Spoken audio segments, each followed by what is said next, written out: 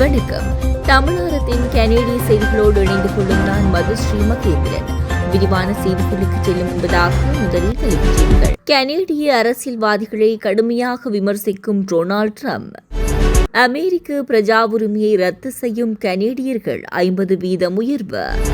கனடாவில் புதிய விசா விதிமுறைகள் தொடர்பில் கேள்விக்குறியான மாணவர்களின் நிலை. 6 வயது சிறுவனை கத்தியால் குத்திய கனேடிய இளம்பெண் தாய் கூறும் அதிர்ச்சி தகவல். நியூ ரங்கனாஸ் தங்க சுரங்கம், Markham and Steeles, 6055 Steeles avenue east, C102. தொடர்பென விரிவான செய்திகள். அமெரிக்க ஜனாதிபதி டொனால்ட் ட்ரம்ப் கனடா அரசியலில் தலையிடும் வகையில் புதிய கருத்துக்களை வெளியிட்டுள்ளார்.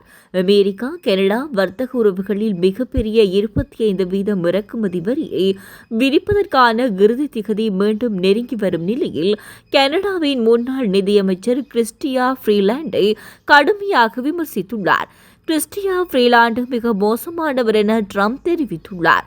ஊடகம் ஒன்றுக்கு வழங்கிய நேர்காணலில் கனடாவின் லிபரல் கட்சியின் தலைவர் பதவிக்கு போட்டியிடும் கிறிஸ்டியா ஃப்ரீலாண்டை மிக மோசமானவர் என ட்ரம்ப் திட்டியுள்ளார். மேலும் கிறிஸ்டியா நிதியமைச்சர் பதவியை ராஜினாமா செய்தது தனது செயற்பாடுகளினாலேயே என தெரிவித்துள்ளார். எதிர்க்கட்சித் தலைவர் பியே போலியேவ் தொடர்பிலும் ட்ரம்ப் கடுமையான விமர்சனங்களை முன்வைத்துள்ளார். அமெரிக்கா கனடா மற்றும் மெக்சிகோ இடையிலான வர்த்தக ஒப்பந்தத்தில் புதிய பாதுகாப்பு நடவடிக்கைகள் மேற்கொள்ளப்பட வேண்டும் என்ற ட்ரம்பின் உத்தரவால் 25% வரியை அமுல்படுத்துவது மார்ச் 4ஆம் தேதி வரை ஒத்திவைக்கப்பட்டுள்ளது. அத்துடன் எரிசக்தி இறக்குமதிக்கு 10% வரி விதிக்கப்படும் என அறிவிக்கப்பட்டுள்ளது. சட்டவிரோத குடியேறிகள் உள்ளிட்ட விவரங்களில் கனடாவும் மெக்சிகோவும் எதுவும் செய்யவில்லை என ட்ரம்ப் கடுமையாக விமர்சித்துள்ளார். அமெரிக்காவிலிருந்து கனடாவில் குடிபெயர்ந்தவர்கள் தங்களது அமெரிக்க பிரஜா உரிமையை ரத்து செய்ய அதிக நாட்டம் காட்டுவதாக தெரிவிக்கப்படுகிறது. குடியேற்ற சட்டத்தரணிகள் இது தொடர்பிலான விடயங்களை தெரிவித்துள்ளனர். கடந்த சில மாதங்களில் இதற்கான விண்ணப்பங்கள் 5% உயர்வு கண்டுள்ளன. அமெரிக்க பிரஜா உரிமையை ரத்து செய்ய முயற்சி செய்யும் பலர் போல அமெரிக்காவின் தற்போதைய நிலைக்கு வெட்கப்படுவதாக தெரிவித்துள்ளனர். அமெரிக்காவில் வாழ்வது தொலைக்காட்சி நிகழ்ச்சிகளில் காட்டப்படுவது போல இல்லை என்று சிலர் தெரிவித்துள்ளனர். 2025 அமெரிக்க தேர்தலில் டொனால்ட் ட்ரம்ப் மீண்டும் வெற்றி பெற்று கனடா மீது வரிகள் விதிக்கப்படுவதாக அறிவிக்கப்பட்டமை குறித்து அதிருப்தி வெளியிட்டுள்ளனர். எவ்வாறெனும் அமெரிக்க குடியுரிமையை ரத்து செய்வது நீண்ட செயல்முறை என சட்டத்தரணிகள் சுட்டிக்காட்டியுள்ளனர். கனடாவில் அதிகளவில் வெளிநாட்டினர் குடியேறுவதை தடுக்கும் நோக்கில் விசா வழங்குவதில் புதிய விதிமுறைகளை அந்நாட்டு அரசு அமுல்படுத்தியுள்ளது. இந்த நடவடிக்கையால் இலங்கையர்கள், இந்தியர்கள் உட்பட கனடாவில் வசிக்கும் பல்வேறு நாட்டினருக்கு சிக்கல் ஏற்பட வாய்ப்புள்ளதாகவும், குறிப்பாக புதிதாக கனடாவுக்கு வேலை செல்வோர் மற்றும் குடியேற நினைப்பவர்களுக்கும் சிக்கல் ஏற்பட வாய்ப்பு இருப்பதாக தெரிவிக்கப்படுகிறது. கனடாவில் வெளிநாடுகளிலிருந்து வந்து தங்கி பயிலும் மாணவர்கள், தொழிலாளர்கள் மற்றும் புலம்பெயர்ந்தவர்களின் விசா நிலையை எந்த நேரத்திலும் மாற்றுவதற்கான அதிகாரத்தை கனடா எல்லைப்படை அதிகாரிகளுக்கு அந்நாட்டு அரசு வழங்கியுள்ளது. அந்த வகையில் குடிவரவு மற்றும் அகதிகள் பாதுகாப்பு விதிமுறைகளில் செயற்பட்டுள்ள திருத்தங்களின் கீழ் மின்னணு விசா, தற்காலிக தங்கும் விசா உள்ளிட்டவற்றை மறுக்கவோ நிராகரிக்கவோ கனடா எல்லைப்படைக்கு தற்போது அதிகாரம் வழங்கப்பட்டுள்ளது. மேலும் கனடாவில் தங்கியிருக்கும் வெளிநாட்டவர் விசா காலம் நிறைவடைந்த பிறகும் அவர் நாட்டை விட்டு வெளியேற மாட்டார் என்று கனடா அதிகாரி நினைத்தால் அவரது விசா காலம் முடியும் முன்பே ரத்து செய்யவும் அதிகாரம் வழங்கப்பட்டுள்ளது. இந்திய மாணவர்கள் மற்றும் சட்டப்பூர்வமாக குடியேறுபவர்களுக்கு கனடா மிகவும் விருப்பமான இடங்களில் ஒன்றாகும்.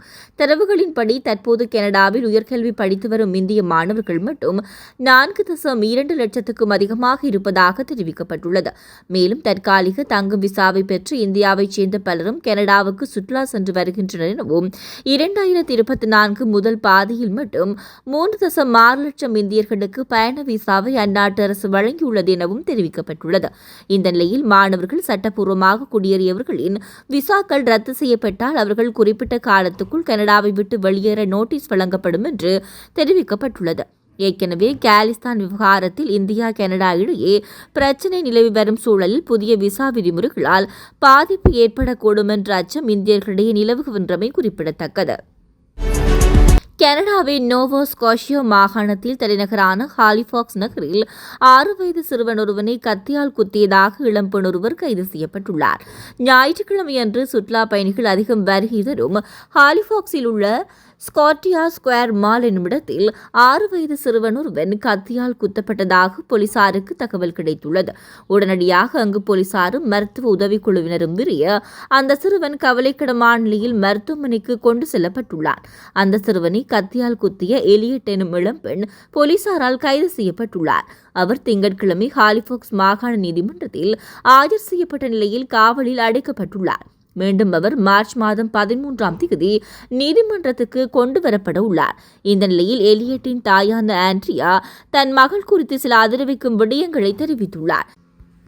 எலியட்டுக்கு மனநலையில் பாதிப்பு உள்ளதாகவும் அவர் மிக மோசமாக பாதிக்கப்பட்டுள்ளதாகவும் தானும் தன் கணவரும் பல ஆண்டுகளாக போலீசார், மருத்துவர்கள், சிறார் பாதுகாப்பு அமைப்பு என பலதரப்பிலிருந்தும் தங்கள் மகளுக்கு உதவி பெற முயன்று வருவதாகவும் தெரிவித்துள்ளார் ஆண்ட்ரியா.